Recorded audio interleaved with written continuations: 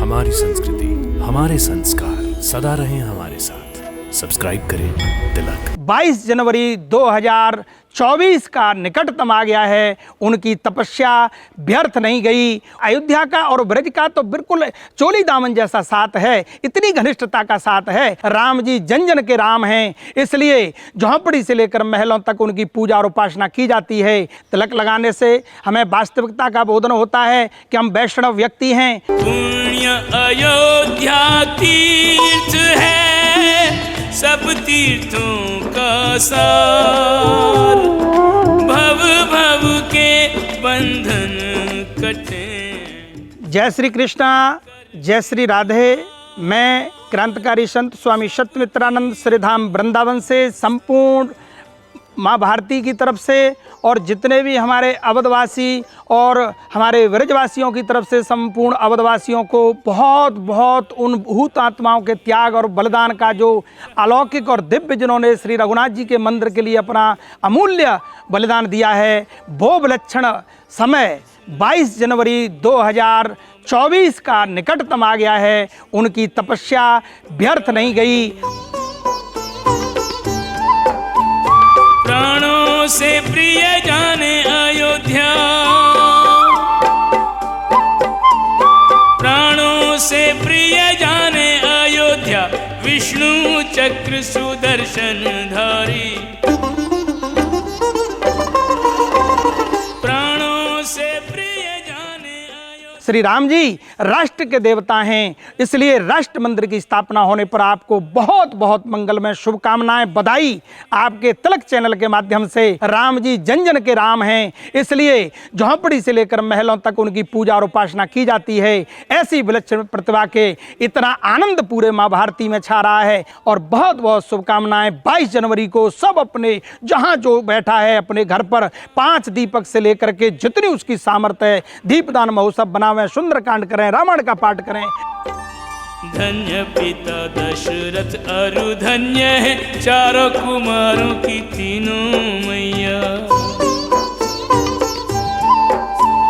सीता माँ को नमन करूं। हमारे यहाँ सनातन संस्कृति में, भारतीय परंपरा में, संत परंपरा में सबके अपने भिन्न भिन्न प्रकार से तिलकों की एक परिभाषा की गई है। तिलक हमारे यहाँ त्रिपुंड एक हमारे तेज का प्रतीक होता है, क्योंकि यहाँ जो त्रिपुंड हमारी जो हमारी त्रिकालदर्शी की जो शक्तिता है, दिव्यता है, भव्यता है, तिलक से हमारी पहचान होती है कि तिलक लगाने से हम सनातन और वैष्णव के जो व्यक्ति हैं उसके पीछे का जो हमारा भाव है उससे प्रदर्शित होता है। तिलक लगाने से हमें वास्तविकता का बोधन होता है कि हम वैष्णव व्यक्ति हैं।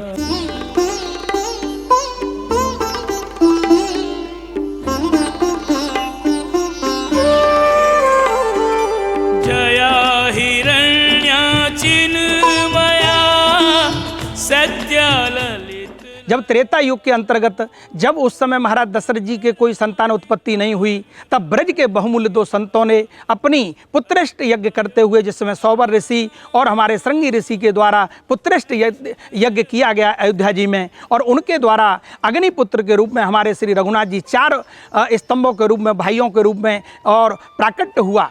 उन चारों में जो सबसे छोटे भाई थे, सबसे स्नेह प्रेमी थे राम जी के, उनका नाम शत्रुघ्न जी था। उन्हें अयोध्या का राज्य काज दिया गया। हम अब ब्रजवासी इतने सौभाग्यशाली हैं कि अयोध्या का और ब्रज का तो बिल्कुल चोली दामन जैसा साथ है, इतनी घनिष्ठता का साथ है कि हम लोग आज जितने प्रफुल्लित अवध के लिए हो रहे हैं, क्योंकि हमारे ब्रज की ही देन है कि पुत्रेष्ट यज्ञ करने से रघुनाथ जी राम जी स्वयं जो है अयोध्या जी में अवतरण हुए और वहाँ उनके भाई को यहाँ राज्य मिला। तो यहाँ की प्रजा बड़ी खुशियाँ मना रही है। हर मंदिर, हर उत्साह है, गली मोहल्ले उत्साहित हो रहे हैं कि अवध में वो कौन सा 22 जनवरी 2024 का विलक्षण क्षण आवे, जब हमारे रघुनाथ जी अपने देवालयों में, जिनमें वर्षों वर्षों की तपस्या उन हुतात्माओं की रही, ऐसी विलक्षणता सभी ब्रजवासियों की तरफ से मंगलमय शुभकामनाएं अवधवासियों को दी जाए, ऐसी मेरी अब भावना है, चेतना है कि सब लोग प्रसन्न रहें। और हम आपके चैनल के माध्यम से भी बहुत बहुत साधुवाद देते हैं। नमन किए बिन पूर्ण न होए अयोध्या वंदन। तीनों लोक चारों धाम में अवध